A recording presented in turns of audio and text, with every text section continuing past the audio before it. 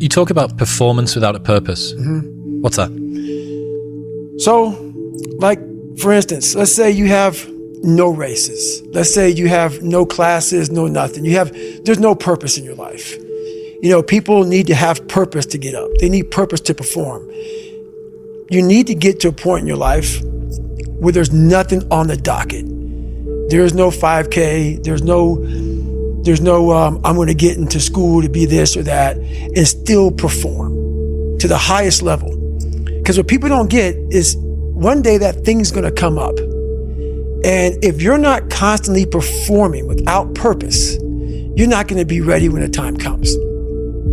It's this magical thing, purpose, that we're all looking for. But what's funny about it all is that we need these things to perform. But we don't take a second to realize the purpose is always there. The purpose never leaves us because the very purpose is you. You are always the purpose. There may be another purpose, like being a SEAL or going to college or whatever, but the main purpose in life is you. So if you wake up in the morning and you don't want to do something, you don't care enough about yourself. And that's what you need to really research is, man, why am I not doing this for myself? Because that is the number one purpose in life, is to better oneself. So that's the only purpose I fucking need. So the reason I get up every day, even though there's no race or there's no school, or there's nothing in front of me, is because I have pride in myself.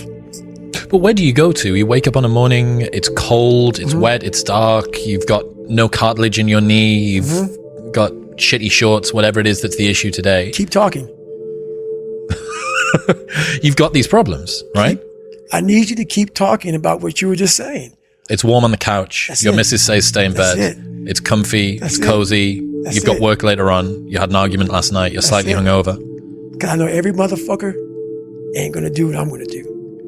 So this is how you level up. That's how you level up. I know there's a whole bunch of people with that right there. That fires me up. That makes me fucking happy, what you just said.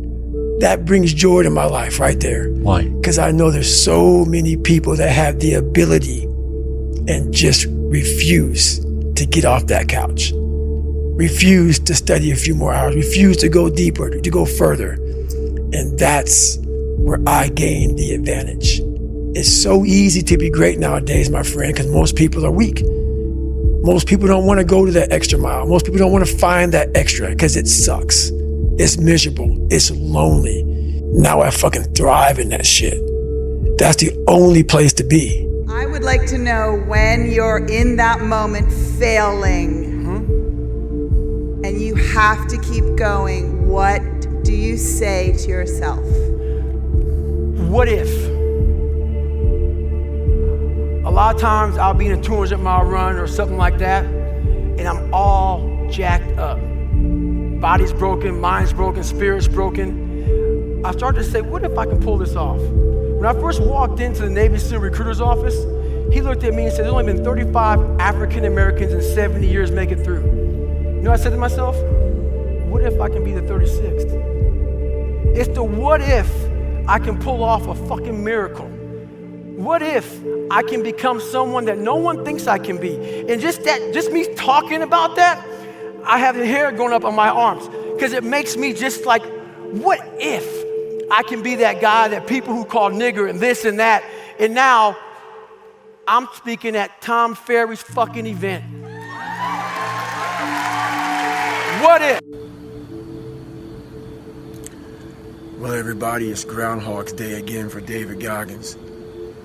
If you pan it down here, you see it's about 3 o'clock in the morning and there's not a car or a person in sight. If you pan over here, it's the same thing. Not a car or a person in sight. People want to know where I find my strength at, where I get my strength. I get it from a lot of places, but right now, this morning, I'm getting it from, there's not a motherfucker that's up. There's not a car, there's not a person. Everybody's in their bed, sleep, dreading that it's a Monday, hate it's a Monday. And I'm loving it. I'm loving that. Where everybody's getting weaker, I'm getting stronger. It's not about the running, the swimming, the push-ups, the sit-ups. It's about what those things do for your mentality. You don't get better on the daggone couch. You get better by coming out here and getting the fuck after it every daggone day. Stay hard. Watch, what do you say to the person whose potential is fucking great, but they want to play video games and eat pizza? Well, what I told his son was pretty much this right here. He asked me a question about, he wants to be really good at tennis. But what happens is after I play tennis for a while, I want to go play video games. You obviously don't fucking want it bad enough. Because a person that you want to, I became obsessed. I became obsessed with being the baddest motherfucker that God ever created. Am I that? I don't care. I believe it. And I was trying to tell him, once you become obsessed with something, obsessed, it's okay to be unbalanced for a while. It's okay. Don't be all this stuff people say, you gotta be balanced. To be the best in the world at what you do, it's not about being a Navy SEAL, people. The best at what you do, you have to be unbalanced to find every bit of fucking energy and strength that you have to pull it off. Then you get balanced once you become great. And then you help other people become better from you being the best in the world. So if your family doesn't understand, why are you so daggone crazy? Because I'm trying to be the best I can to give you the best that I am. And it takes being fucking obsessed to where people think you're crazy. People look at me and say, oh my God, you're a masochist, you're this and that. I'm not gonna get into how bad I was in all these races and SEAL training. I had 21 stretch fractures going through Hell Week. 21 stretch fractures. You know what I did? I taped my ankles up. Roger that. I want to be a SEAL. So I did it. Become obsessed with being great. It changes everything. David, tell them about the cookie jar. The cookie jar is something I invented. As you all know, your mom has a cookie jar, and sometimes you might have an Oreo, sometimes you might have a Chips Ahoy, sometimes you might have an oatmeal raisin cookie. You never know. It's just in there. My cookie jar has every single failure and success of my life, something I overcame. So what happens in time of life when you're stressed out and things get bad, even the hardest guy in the world, me, everybody thinks, and I think I'm the hardest guy in the world. You gotta believe that. You gotta believe you are something. I will, in my mind, reach into my cookie jar, and sometimes you forget how hard you are in times of need. Because you're stressed. But you forget, I'm a fucking Navy SEAL, I'm a Ranger, I'm this and that, but you forget all that because your life sucks. I calm down, take that 1 second, get control of my life, reach in the cookie jar. Well, you got called nigger your whole life, and you're now the only person in history to do this, and this. Put it back in the cookie jar, reset my mind. You have to remind yourself of how badass you really are in times of need. That's the fucking cookie jar. Hello, Mr. Goggins. Thanks so much for being here. I'm just a 26-year-old kid. I don't know what I'm doing in life. I don't know where I'm going. So my question to you is, what advice do you have for someone like that, and also someone who... You gotta slow that shit down, man. Sorry. You gotta bring it. I'm nervous. Sorry. Don't be nervous, man. Fuck these people. You good? Fucking don't be nervous. Okay. That's exactly how motherfuckers fail. They walk in the room, and they ain't making no money that way. They ain't doing shit. You might heard shit you said. Now say that motherfucker, stick your chest out. Say that shit. Slow. Okay. Hello, Mr. Goggins. How you doing? Thanks so much for being here. And my name is Mehul. Nice to meet you. It's an honor to meet you. And so I'm just starting out in life. I don't know where I'm going, what I'm doing.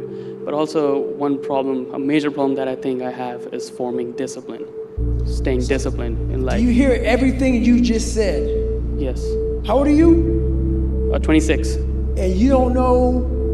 Where I'm going, what I'm doing, and I'm not disciplined. So how the fuck am I supposed to help you?